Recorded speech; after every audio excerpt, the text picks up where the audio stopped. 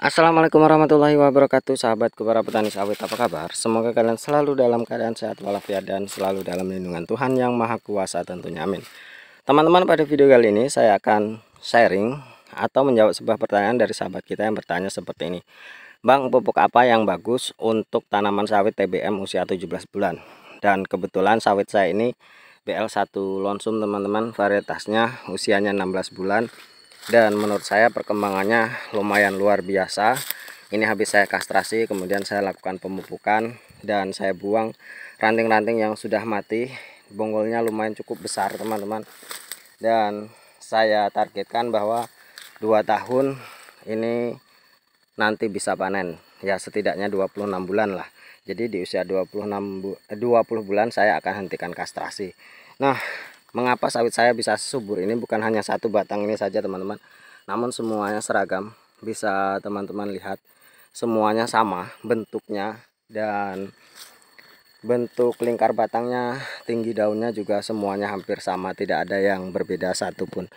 Jadi teman-teman, ini akibat dari perawatan yang saya lakukan. Jadi yang ingin saya sharingkan itu adalah pengalaman pribadi saya atau apa yang saya lakukan selama ini sehingga sawit saya bisa sebaik ini.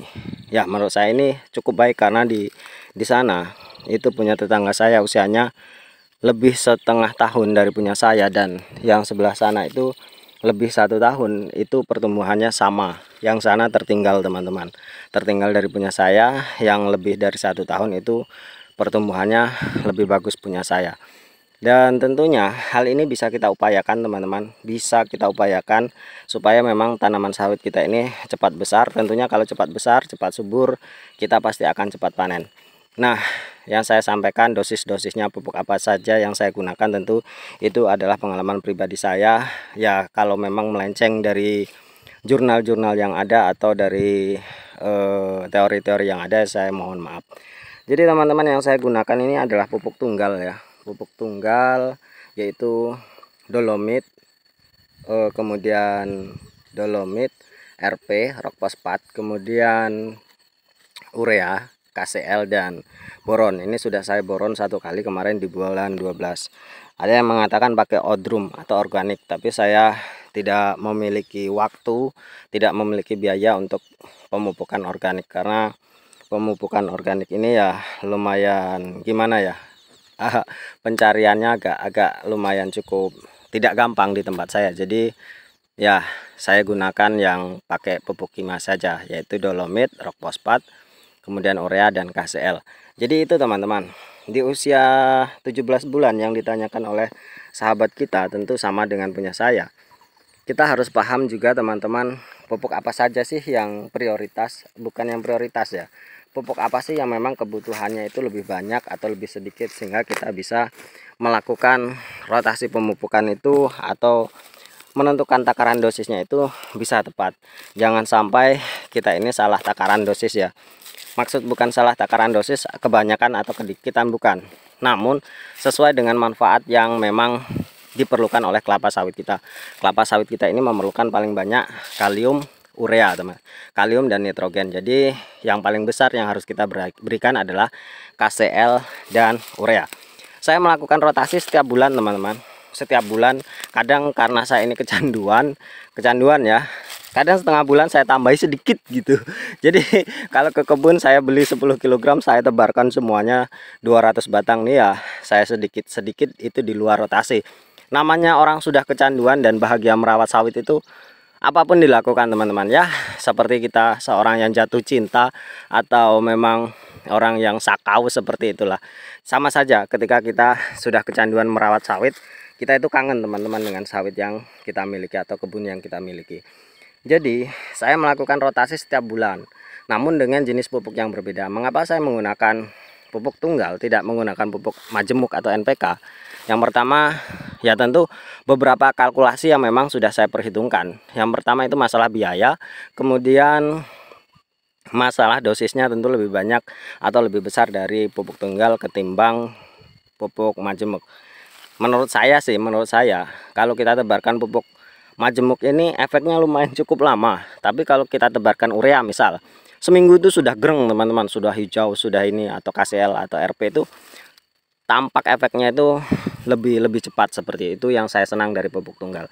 Kalau pakai NPK ya, saya sih pernah yang bawah sana yang kecil-kecil pakai NPK dan itu efeknya lumayan cukup lama menurut saya, tapi entah atau memang pengalaman teman-teman berbeda.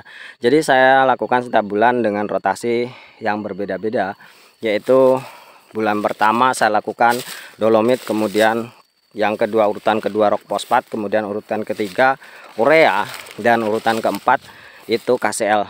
Dan saya tidak pernah menggunakan pupuk subsidi teman-teman. Jadi yang saya beli memang lumayan pupuk non subsidi ya, atau nyebutnya pupuk ori lah, seperti itu, pupuk asli. Jadi saya usahakan bagaimana caranya saya memupuk setiap bulan.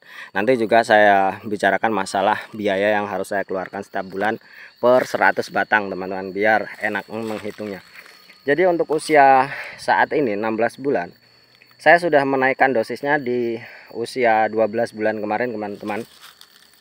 Jadi untuk dolomit saya tebarkan setengah kilo hingga 1 kilogram teman-teman. Kebanyakan 1 kilogram sih untuk usia yang memang sebesar ini.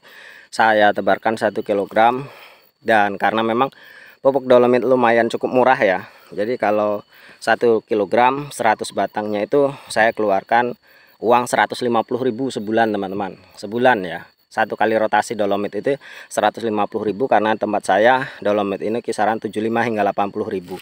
Jadi 150 hingga 60.000 saya keluarkan untuk rotasi dolomit. Itu teman-teman. Jadi 1 kilogram per batang per 100 batang ya teman-teman. Kalau kalian punya 200 batang berarti 2 kali lipatnya, seperti itu. Ya, karena punya saya ini yang BL1 Lonsum 80 batang, Simalungunnya itu ada 65, semuanya 200 batang namun dengan usia yang berbeda-beda. Jadi saya keluarkan 3 karung teman-teman ya, dengan dosis yang berbeda-beda sesuai umur itu. Jadi kita hitung 100 batang saja. Jadi saya keluarkan 150 hingga 160.000 per bulan per rotasi dolomit untuk usia 16 bulan.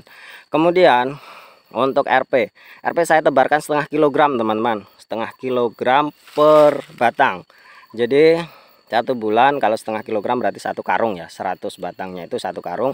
Harganya RP itu 180 atau 170-an tempat saya ya, tidak tahu tempat teman-teman. Jadi untuk bulan kedua saya keluarkan 170.000 hingga 180.000 untuk rotasi RP. Nah, yang agak melenger teman-teman itu adalah KCL, karena KCL ini rotasi yang ketiga itu urea teman-teman, atau nitrogen. Nitrogen untuk usia yang sebesar ini saya tebarkan setengah kilogram kemarin ya, setengah kilogram. Jadi urea itu harganya 380, 370 hingga 400.000. Jadi ya sekitar itulah. Jadi 1 karung untuk 100 batang. Jadi saya bagikan setengah kilogram per batang. Jadi saya keluarkan hampir 400.000 per 100 batangnya per bulan. Itu teman-teman. Kemudian KCL juga setengah kilogram. Jadi sama, hampir sama dengan urea kemarin teman-teman. Rotasinya harganya juga hampir sama, yaitu kisaran 400 atau sekarang agak naik sedikit ya, dengan harga KCL 400 hingga 420.000 untuk saat ini, karena harga itu fluktuatif dan beda daerah beda-beda. Jadi saya tebarkan setengah kilogram juga untuk KCL itu ya, saya keluarkan 400 hingga 410.000 per 100 batang per bulannya. Itu teman-teman untuk usia 16 bulan yang punya saya. Mungkin sampai usia 20 bulan sampai 20 bulan itu dosisnya masih tetap sama. Nanti kalau sudah selesai kastrasi baru saya naikkan, supaya memang buahnya itu nanti yang saya pelihara itu akan jauh lebih besar. Mungkin 7,5 kg, 0,7 kg atau sampai 1 kg nanti untuk KCL dan ureanya atau RP-nya atau dolomitnya saya tingkatkan, seperti itu. Jadi namanya orang sudah kecanduan. Nah, kalau ada yang bilang, saya tidak punya biaya untuk pemupukan sebesar itu, ya dikurang-kurangilah teman-teman, dikurangi sesuai dengan kemampuan rumah tangga kita ya, sesuai dengan rumah tangga kita, kemampuan kita. Namun saran saya, lakukan pemupukan secara rutin per 1 bulan sekali dengan jenis pupuk yang berbeda. Karena dulu saya awal-awal tanam juga saya tidak memiliki biaya yang cukup. Jadi saya dengan dosis kecil dan lumayan pertumbuhannya juga baik teman-teman, sangat bagus. Yang penting kita rotasi 1 bulan sekali secara rutin, meskipun dengan dosis yang kecil-kecil seperti itu, daripada kita tidak melakukan pemupukan sama sekali, apalagi 6 bulan sekali, 10 bulan sekali, 1 tahun sekali. Itu tentu pertumbuhannya akan sangat-sangat jauh berbeda. Jadi usahakanlah lakukan pemupukan, perawatan sebaik mungkin teman-teman. Bersihkan piringan gulma-gulma yang ada. Ini saya belum tebas ya. Saya ambil view di sini. Ini saya lanjutkan, baru saya selesai membersihkan piringan karena kemarin saya memupuk. Jadi itu teman-teman, saran saya lakukan pemupukan secara rutin meskipun dalam dosis yang kecil. Kalau bisa ya dosis yang besar supaya memang lebih cepat pertumbuhannya. Mungkin hanya ini. Terima kasih atas perhatiannya. Wassalamualaikum warahmatullahi wabarakatuh.